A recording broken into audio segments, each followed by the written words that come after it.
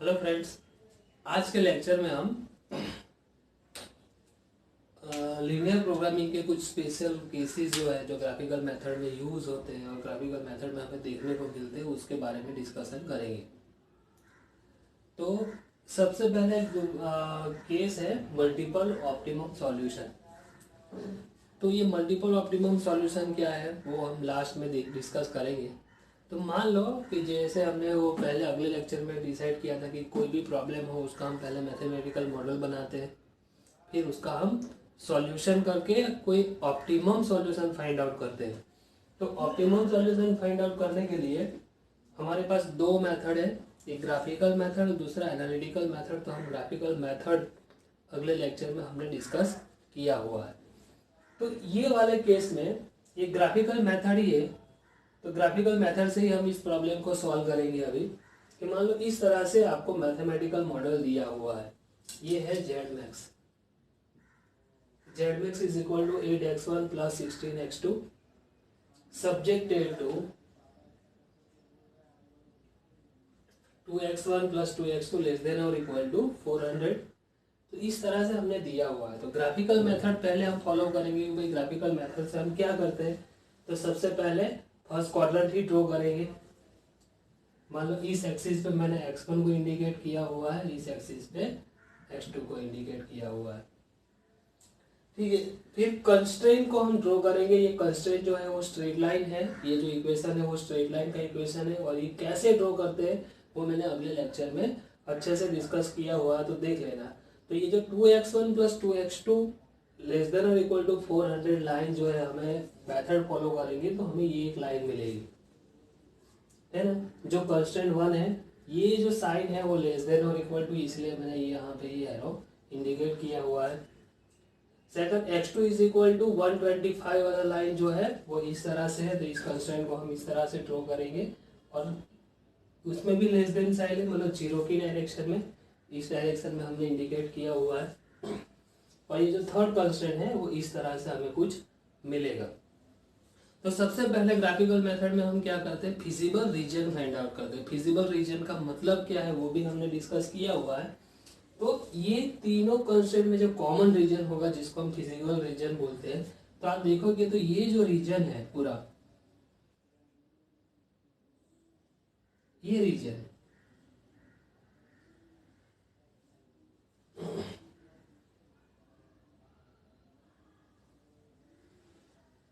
ये जो रीजन है वो फिजिबल रीजन है। और फिजिबल रीजन का मतलब आपको पता होना चाहिए कि यहाँ पे कोई भी आप पॉइंट ले लो उसमें आपको सॉल्यूशन मिलेगा और ये जो सारे कंस्टेंट और जो सारी कंडीशन है वो फुलफिल करेगा। तो इस फिजिबल रीजन हमने ड्रॉ किया कि मान लो हमें ये फिजिबल रीजन मिल गया है। उसके बाद हम क्या प्रोसीजर करते हैं कि ये जो जेड मैक्स वाला जो हमारा ऑब्जेक्टिव फंक्शन है उसको ड्रॉ करते हैं, ये वाला। और ये जो लाइन मिलेगी उसको हम आइसोप्रोफिट लाइन बोलते हैं। वो इसलिए क्योंकि इस लाइन पे आप कहीं पे भी कोई भी पॉइंट आप ले लो कि भाई हम ए प्रोडक्ट का इतना quantity x1 quantity x2 B product का हम प्रोड्यूस करेंगे, तो इस लाइन का कोई भी पॉइंट होगा, हर एक पे आपको जो सॉल्यूशन मिलेगा वो क्या मिलेगा आपको, सेम, मतलब मैक्सिमम क्वांटिटी जो है वो आपको सेम मिलेगी। और फिर हम अगर मैक्सिमाइजेशन का केस है तो हमने डिस्कस किया था किस तरह से हम फाइंड आउट करते हैं कि ये जो लाइन है आइसोप्रोफिट लाइन, तो आइसोप्रोफिट लाइन को हम आगे ले जाएंगे तो लास्ट में जो बचेगा फिजिबल रीजन का जो पोर्शन बचेगा, तो यहाँ पे आप देखोगे तो इस वाले केस में यहाँ पे एक लाइन बच रहा है। और जैसे ही आप आगे जाओगे तो ये लाइन छोड़ देगा, तो यही वाला जो एक ये जो लाइन है वही आपके लिए ऑप्टिमम सॉल्यूशन है। तो हम नॉर्मल केसेस में देखते हैं कि जब ऐसा हम फॉलो करते हैं तो हमें सिर्फ एक पॉइंट मिलता है, लेकिन यहाँ पे हमें क्या मिल रहा है, एक लाइन मिल रहा है जो हमारे लिए ऑप्टिमम सॉल्यूशन है। लाइन मिल रहा है, इसका मतलब क्या है कि यहाँ पे एक दो पॉइंट हमें ये इस लाइन के दो पॉइंट जो हमें इंटरसेक्शन से फाइंड आउट करते हैं तो हमें मिलता है, एक होता है 50 एंड 125, दूसरा होता है 100 एंड 100, वो दो पॉइंट मिलते हैं। तो पहला केस हमें ये डिसाइड करता है कि ये जो प्रोडक्शन है उसका हम x1 is equal to 100 production करेंगे और b का जो है वो x2 इज इक्वल टू हम 200 यूनिट प्रोडक्ट, सॉरी उसका भी 100 यूनिट प्रोडक्शन करेंगे तो हमें मैक्सिमम प्रॉफिट होगा। ये हमें ये मेथड से पता चलता है। इस लाइन पे भी, ये दोनों पॉइंट इसी लाइन पे है। तो दूसरा ये क्या कहता है कि ए का हम 50 यूनिट प्रोड्यूस करेंगे और बी का जो है वो हम 125 यूनिट प्रोड्यूस करेंगे, तो भी हमें ऑप्टिमम सॉल्यूशन मिलेगा। अब आप सोचोगे कि ऑप्टिमम सॉल्यूशन एक से ज्यादा कैसे हो सकता है, वो तो एक ही होता है। तो चलो चेक करते हैं कि जब x1 इज इक्वल टू 100 हम ये जेड मैक्स, तो हमें प्रॉफिट कितना होगा 8 इंटू 100 प्लस 16 इंटू ये 100। हमने x1 और x2 का वैल्यू इस इक्वेशन में रखा है। तब देखते हैं कि प्रॉफिट कितना होगा। ये क्या इंडिकेट करता है, हम लोगों को सबको पता होना चाहिए कि एक यूनिट अगर x1 का बेचेंगे तो हमें 8 रुपया प्रॉफिट होगा, x2 का ये यूनिट बेचेंगे तो 16 रुपीज प्रॉफिट होगा। तो हमें टोटल प्रॉफिट कितना होगा 800 प्लस 1600 मीन्स 2400 रुपीज प्रॉफिट होगा कि जब हम ए का 100 यूनिट प्रोडक्शन करेंगे और बी का 100 यूनिट प्रोडक्शन करेंगे या सेल करेंगे। तो दूसरा केस हमें तो ये क्या इंडिकेट कर रहा है, यहाँ पे तो लाइन है, वही मल्टीपल ऑप्टिमम सॉल्यूशन है। तो हम दूसरी बात चेक करते हैं कि x1 की वैल्यू 50 लेते हैं प्लस 16 इंटू x2 की वैल्यू 125 लेंगे, इस इक्वेशन में रखेंगे तो 125। अब यहाँ का भी आप आंसर देखोगे तो आपको मिलेगा 2400 रुपीज। तो आप देखोगे कि ये दोनों केस में हमने यहाँ पे ए का 100 यूनिट बी का 100 यूनिट प्रोड्यूस करते हैं और दूसरा ऑप्शन है हमारे पास 50 यूनिट ए का प्रोड्यूस करेंगे, बी का 125 यूनिट प्रोड्यूस करेंगे। लेकिन दोनों केस में हमें जो सॉल्यूशन मिल रहा है, मतलब जो प्रॉफिट हो रहा है वो 2400 दोनों केस में सेम मिल रहा है और वो क्या है मैक्सिमम प्रॉफिट भी है। तो अभी इस वाले केस में हमारे पास जो ऑप्टिमम सॉल्यूशन है वो क्या है, एक से ज्यादा है। मतलब आपके पास यहाँ पे बहुत सारे ऑप्शन मिल रहे हैं, आप चाहे तो ए का 100 बी का 100 यूनिट प्रोड्यूस करो तो भी प्रॉफिट उतना ही मिलेगा, कभी कभी ए का 50 और बी का 125 यूनिट प्रोड्यूस करोगे तो भी आपको प्रॉफिट सेम ही मिलने वाला है। तो यहाँ पे आपको पास प्रोडक्शन के लिए या सेलिंग के लिए एक से ज़्यादा ऑप्शन मिलते हैं, इसीलिए कभी कभी इस वाले केस को मल्टीपल ऑप्टिमम सॉल्यूशन की जगह पे मल्टीपल ऑप्शनल सॉल्यूशन भी बोलते हैं कि हमारे पास एक से ज़्यादा ऑप्शन होता है प्रोडक्शन करने के लिए और मैक्सिमम प्रॉफिट करने के लिए। तो यहाँ पे ऐसा मत सोचना कि यही दो ऑप्शन है, एक ऑप्शन है एक ऑप्शन है, यहाँ पे दो नहीं है। इस पॉइंट का कोई भी लाइन ले लो, कोई भी पॉइंट ले लो, मान लो मैं ये लेता हूँ, है ना। तो इस पॉइंट पे x1 और x2 की आपको जो वैल्यू मिलेगी उसके लिए भी आपको प्रॉफिट मैक्सिमम कितना मिलेगा 2400 ही। तो यहाँ पे आपको मल्टीपल ऑप्टिमम सॉल्यूशन मिलते हैं। बाकी नॉर्मल केस में आप देखते हो कि हमें ऑप्टिमम सॉल्यूशन जो होता है वो वन ही होता है, लेकिन ऐसे केसेस में आपको मल्टीपल ऑप्टिमम सॉल्यूशन मिलता है। तो सबसे पहले हम ये फाइंड आउट करते हैं, मैंने अगले लेक्चर में ये भी बताया कि बाइंडिंग कंस्ट्रेंट किसको बोलते हैं, जो ऑप्टिमम सॉल्यूशन में पार्टिसिपेट करता है। तो यहाँ पे ऑप्टिमम सॉल्यूशन ये भी है और ये भी ऑप्टिमम सॉल्यूशन है। तो यहाँ पे कौन कौन सा कंस्ट्रेंट है, कंस्ट्रेंट ये कंस्ट्रेंट है, ये जो लाइन है वो कंस्ट्रेंट 3 है और ये जो है वो कंस्ट्रेंट 1। तो 1 और 3 जो है वो बाइंडिंग कंस्ट्रेंट है। और यहाँ पे देखोगे तो 3 तो है ही, तो 2 भी है। तो यहाँ पे तीनों कंस्ट्रेंट है जिसको हम बाइंडिंग कंस्ट्रेंट बोलेंगे। बाइंडिंग कंस्ट्रेंट का मतलब कि आपके पास जो भी रिसोर्सेज है उसका 100% यूटिलाइज हो जाएगा। तो ये हमने डिसाइड किया और डिस्कस किया हुआ कि बाइंडिंग कंस्ट्रेंट किसे बोलते हैं, और यहाँ पे हमें तीनों बाइंडिंग कंस्ट्रेंट मिल रहे हैं। तो सबसे पहले ये जैसे ही हम ये क्वेश्चन पढ़ते हैं वैसे ही हमें पता चल जाता है कि ये इसमें मल्टीपल ऑप्टिमम सॉल्यूशन मिलेगा कि नहीं। तो हमने यहाँ पे देखा कि ये जो लाइन है वो क्या है, आइसोप्रोपिक लाइन, अदरवाइज हमारी मैक्सिमम ऑब्जेक्टिव फंक्शन से जो लाइन मिलती है वो, और ये ऐसा। तो आप सोचोगे मैथमेटिकली कि ये और ये देखोगे तो इन दोनों लाइन का क्या सेम है, क्योंकि ये दोनों लाइन का जो है वो स्लोप सेम है, तभी ये पैरेलली आपको एक लाइन मिलेगा। तो सबसे पहले आप कभी कॉम्पिटिटिव एग्जाम का प्रिपरेशन कर रहे हो और आपको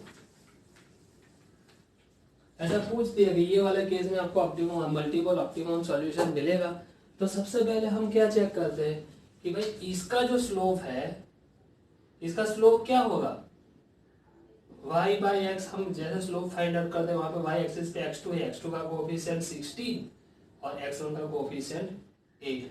तो यहाँ पे हमारा जो स्लोप है किसका, ऑब्जेक्टिव फंक्शन का, जिसको हम ऑब्जेक्टिव फंक्शन बोलते हैं, उसका स्लोप है 2। तो कंस्ट्रेंट में कहीं पे भी ऐसा है, तो यहाँ पे हमने देखा कि जो थर्ड वाला जो कंस्ट्रेंट है वो और ये दोनों एक ही मतलब पैरेलल लाइन है। पैरेलल लाइन कब होगी, जब दोनों का स्लोप सेम होगा। तो ये जो लाइन है उसका भी स्लोप आप देखोगे तो 6/3 स्लोप ऑफ कंस्ट्रेंट 3 कितना होगा, 6/3 इक्वल टू 2 है ना। तो ऑब्जेक्टिव फंक्शन का जो स्लोप है वो कंस्ट्रेंट में किसी का भी स्लोप सेम होगा। ऑब्जेक्टिव फंक्शन एंड कंस्ट्रेंट, अगर दोनों का कोई भी एक कंस्ट्रेंट का अगर स्लोप सेम है तो आपको मल्टीपल ऑप्टिमम सॉल्यूशन मिल सकता है। मैं यहाँ पे नहीं कह रहा हूँ मिलेगा ही मिलेगा, क्या बोल रहा हूँ, मिल सकता है। तो मीन्स अगर स्लोप सेम है तो मैं यहाँ पे कुछ कंडीशन लिखता हूँ। ऐसे केसेस में अगर मान लो आप कॉम्पिटिटिव एग्जाम की तैयारी कर रहे हो और कुछ ऐसा क्वेश्चन आया है, आपको ये 3 कंडीशन चेक करनी है। सबसे पहले तो स्लोप सेम होना चाहिए किसका, ऑब्जेक्टिव फंक्शन और कोई भी एक कंस्ट्रेंट का, तो आपको मल्टीपल ऑप्टिमम सॉल्यूशन मिल सकता है। वो पहले हम चेक करेंगे। तो सबसे पहले स्टेप 1 क्या होगा, check the slope of objective function and constraint. अगर सेम है तो may get multiple optimum solution, तो आपको कभी मल्टीपल ऑप्टिमम सॉल्यूशन मिल सकता है। फिर दूसरा कंडीशन क्या है कि जो कंस्ट्रेंट जिसका भी स्लोप, यहाँ पे ये क्या है, ये थर्ड जो कंस्ट्रेंट है उसका स्लोप और इसका स्लोप ये दोनों सेम है, तो हम पहले डिसाइड करेंगे कि हाँ इन दोनों में से स्लोप सेम है तो हमें मल्टीपल ऑप्टिमम सॉल्यूशन मिल सकता है। प्लस दूसरा कंडीशन क्या है कि it must be A binding constraint. ये जो कंस्ट्रेंट है वो कंपलसरी क्या होना चाहिए, बाइंडिंग कंस्ट्रेंट होना चाहिए।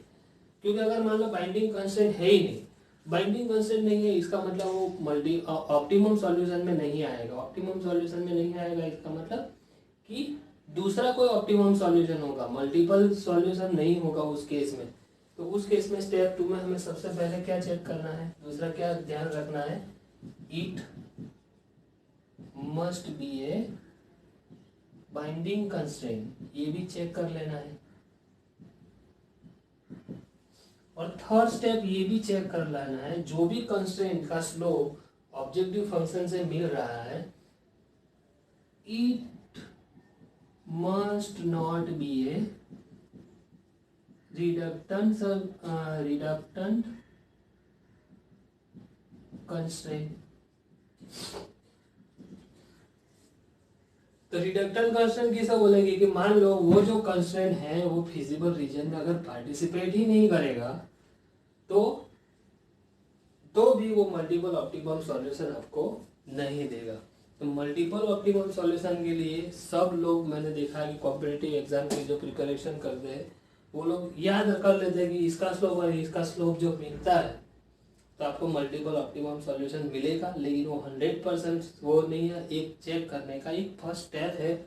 उसके बाद आपको ये 2 स्टेप भी चेक करने की ज़रूरत पड़ती है। अगर ये तीनों कंडीशन अगर फुलफिल होता है तो आप कह सकते हो कि हाँ इस केस में आपको मल्टीपल ऑप्टिमम सॉल्यूशन मिलेगा। तो देखो इस वाले केस में हमने देखा कि हाँ भाई ये कंस्ट्रेंट और ये ऑब्जेक्टिव फंक्शन और कंस्ट्रेंट दोनों का स्लोप सेम है, तो हमारी पहली कंडीशन जो है वो फुलफिल हो गई। दूसरा चीज, ये जो कंस्ट्रेंट है it must be A binding constraint. तो देखो यहाँ पे हमने देखा है बाइंडिंग कंस्ट्रेंट ये दोनों में, तो ये दोनों केसेस में क्या है, बाइंडिंग कंस्ट्रेंट है। अगर बाइंडिंग कंस्ट्रेंट चेक करना है थर्ड में तो हम क्या करेंगे कि मान लो हम 100 यहाँ पे पुट करेंगे तो देखो 3 × 100 + 6 × 100 कितना होगा 900। तो इसका मैक्सिमम लिमिट भी क्या है 900 है ना। इसका मतलब आपका जो रिसोर्सेज है वो 100% यूज हो जाएगा। तो इसलिए ये हम दूसरा भी चेक कर दे और ये भी कंडीशन हमारे यहाँ फुलफिल हो जाती है। और दूसरा it must not be a redundance constraint, तो देखो ये फिजिबल रीजन की बाउंड्री बनाने में भी पार्टिसिपेट कर रहा है ये थर्ड कंस्ट्रेंट। तो ये तीनों कंडीशन फुलफिल कर रही है, इसीलिए हमें ये मल्टीपल ऑप्टिमम सॉल्यूशन इस केस में हमें मिल सकता है। तो आई होप आपको ये लेक्चर समझ में आया होगा और सारी चीज़ सारी कंडीशन मैंने बताया है। Thank you so much.